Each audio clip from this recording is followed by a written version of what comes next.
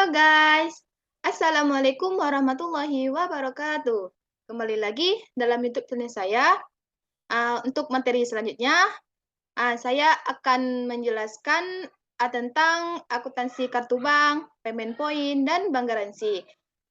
Saya sendiri, Vina Apriya Putri, dengan NIM 2101072032. Saya dari kelas 2A D3 Akuntansi. Baiklah, untuk guna melengkapi tugas akuntansi perbankan. Baiklah, saya akan menjelaskan materi tentang akuntansi kartu bank, payment point, dan bank garansi. Baiklah, untuk yang pertama, saya akan menjelaskan tentang kartu bank. Untuk kartu bank, di sini saya akan menjelaskan pengertian atau definisi dari kartu bank. Kartu bank ini adalah kartu transaksi yang memberikan kemampuan kepada nasabah bank untuk membayar barang dan jasa pada pedagang eceran dan memperoleh uang tunai dari kasir bank atau ATM. Baiklah, di sini kartu bank dapat terbagi atas dua kartu, dapat berupa kartu kredit dan juga kartu debit. Baiklah, untuk materi selanjutnya saya akan menjelaskan jenis-jenis kartu bank. Jenis-jenis kartu bank ini terbagi atas dua. Yang pertama, saya akan menjelaskan kartu kredit.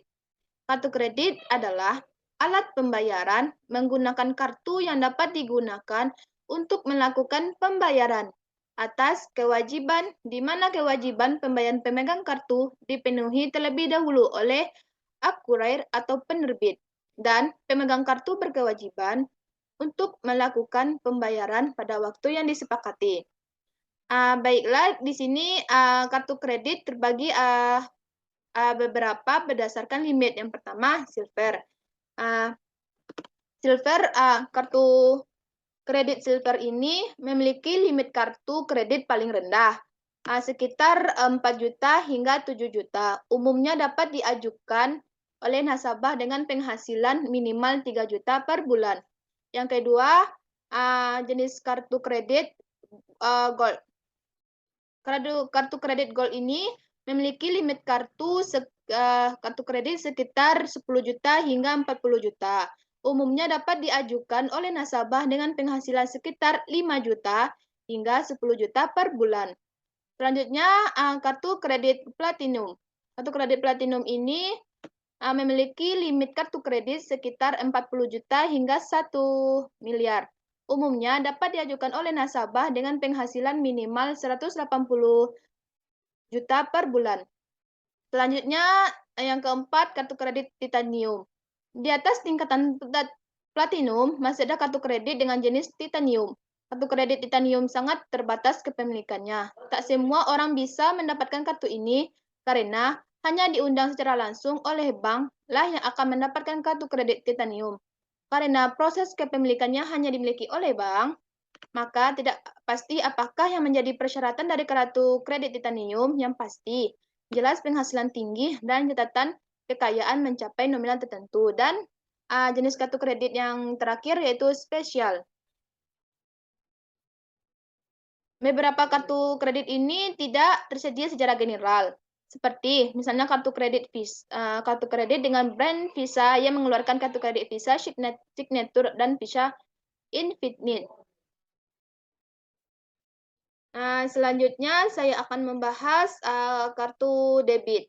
Kartu debit ini yaitu alat pembayaran dengan menggunakan kartu yang dapat digunakan untuk melakukan pembayaran atas kewajiban, di mana kewajiban pemegang kartu dipenuhi seketika dengan mengurangi secara langsung simpanan pemegang kartu pada bank.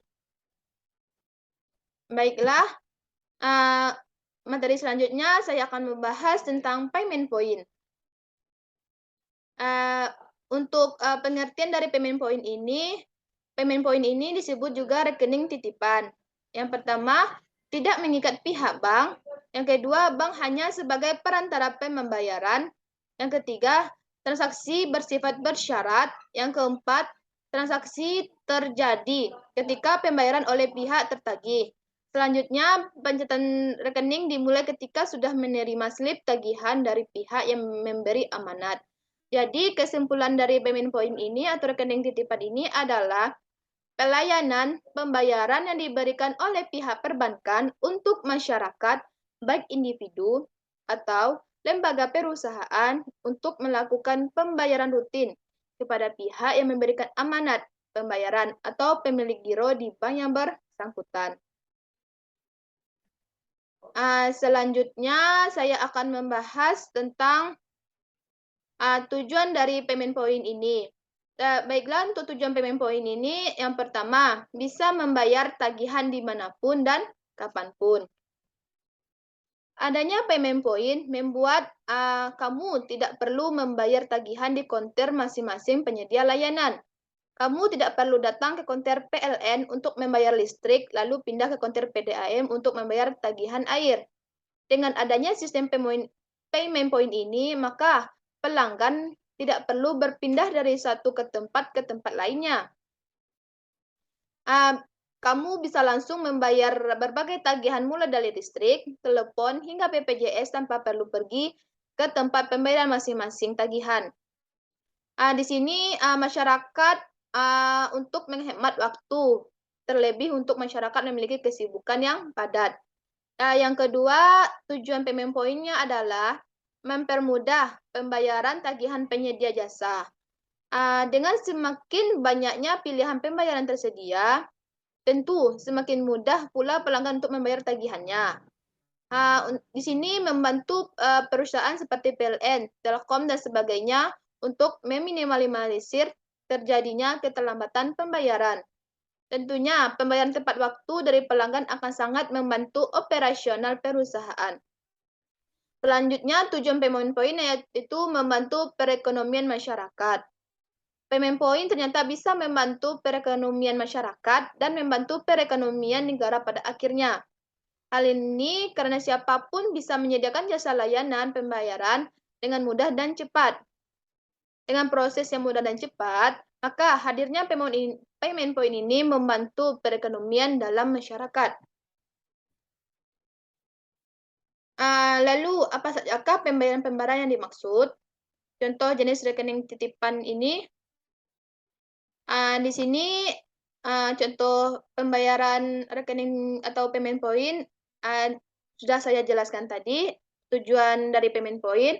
Yang pertama, contoh jenisnya pembayaran listrik PLN, pembayaran air PDAM, pembayaran telepon Telkom, pembayaran uang sekolah atau UKT perguruan tinggi.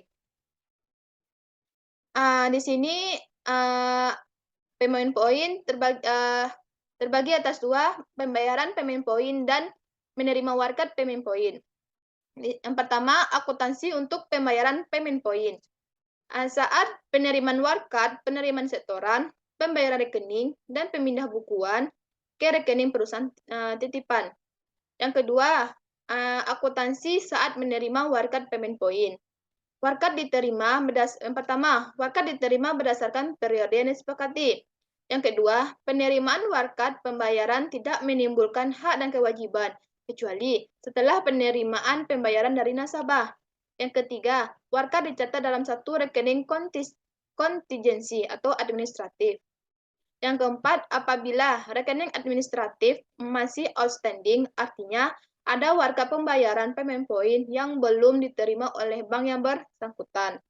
Yang terakhir, pencatatan administratif digunakan sebagai kontrol pembayaran yang diterima bank dari pelunasan warkat.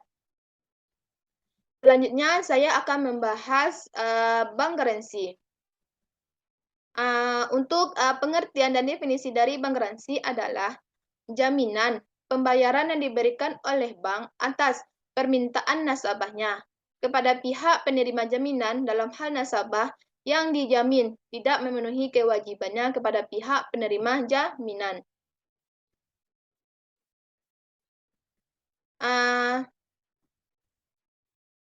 Baiklah, untuk materi selanjutnya tentang tujuan dari bank garansi. Yang pertama, tujuan bank garansi bagi bank. Bagi bank, tujuan adalah memberi fasilitas serta memperlancar transaksi nasabah. Dalam ini untuk untuk mengerjakan suatu usaha atau proyek atau baru mengikuti tender. Yang kedua, bagi pemegang jaminan adalah untuk memberi jaminan agar tidak menderita kerugian bila pihak yang menjaminkan melalaikan kewajibannya. Karena pemegang akan mendapatkan ganti rugi dari pihak perbankan yang menerbitkan bank garansi. Yang ketiga, menumbuhkan rasa percaya atas pemberian jaminan. Yang dijaminkan dan yang menerima jaminan, rasa paling percaya ini diikat dalam suatu perjanjian yang saling menguntungkan dalam sertifikat bank garansi. Tujuan bank garansi yang keempat adalah memberi rasa aman dalam usaha, baik bagi bank maupun bagi pihak lainnya. Hal ini jelas terutama bagi pemberian pekerjaan. Demikian pula, bank sebagai pemberi jaminan tidak akan menderita kerugian selama jaminan lawan yang benar dan sesuai dengan syarat yang ditetapkan. Pihak nasabah pun tidak akan berani ingkar janji karena adanya jaminan lawan yang ditinggalkan di bank. Dan tujuan bank garansi yang kelima yaitu memperoleh keuntungan. Dalam memperoleh keuntungan dalam biaya-biaya yang harus dibayar nasabah serta jaminan lawan yang diberikan. Bank juga akan meningkatkan kredibilitasnya diminta para nasabah. Selanjutnya saya akan membahas fungsi dari bank garansi. Fungsi bank garansi ini terbagi atas 3, yaitu bagi kreditur, bagi debitur, dan bagi bank.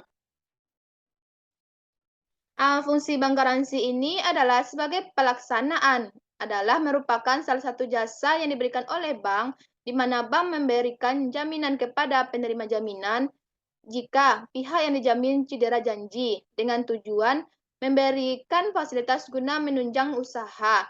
Nasabah yang akan melakukan transaksi yang tidak membutuhkan uang secara kontan, bank dapat memfasilitasi dengan kredit dari bank. Yang pertama, bagi kreditur. Bagi kreditur atau penerima jaminan. Fungsinya sebagai jaminan terlaksananya pemenuhan prestasi dalam suatu perjanjian. Yang kedua, bagi debitur. Debitur ini atau terjamin. Bank garansi berfungsi sebagai sarana mendukung untuk pemberian jaminan kepercayaan kreditur. Percayaan dari penerima jaminan bahwa prestasi yang menjadi hak kreditur akan tetap terpenuhi pada waktunya, sekalipun ia berhalangan untuk memenuhinya. Fungsi bank garansi ini seperti itu memperlancar transaksi yang dibuatnya. Nah, selanjutnya fungsi bank garansi bagi bank yaitu bank garansi berfungsi sebagai salah satu sarana untuk memberikan fasilitas berbentuk jaminan yang bertujuan untuk memperlancar transaksi yang dibuat nasabah dan krediturnya dan memperoleh biaya-biaya yang harus dibayar nasabah serta adanya jaminan lawan atau kontra garansi yang diberikan. Maka kredibilitas bank juga meningkat. Sekian presentasi tentang kartu bank, payment point, dan bank garansi. Jangan lupa subscribe, like, dan komen. Assalamualaikum warahmatullahi wabarakatuh.